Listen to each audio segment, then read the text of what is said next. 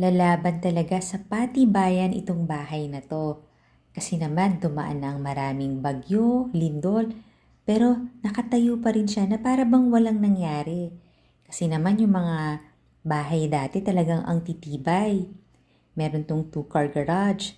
Tapos maluwag pa dito. Ang lot area ng bungalow na to ay 318 square meters. Ang floor area nasa 256 square meters. Ito yung kanyang malawak na living area. Ito naman yung family area, tapos meron siyang lanay. Maluwag ang helper's room. At may dalawa pa tong kitchen. Meron siyang 3 bedrooms.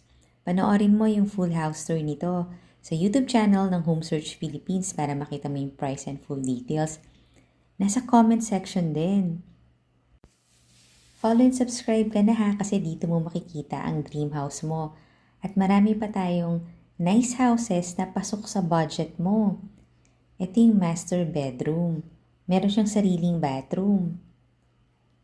Ito pa yung other bedrooms. Malalaki naman yung mga sizes ng bedrooms. Even nga yung bathroom, malaki siya oh. Ito pa yung isang bedroom. Hintayin ko yung tawag mo ha, baka ito na yung bungalow na hinahanap mo.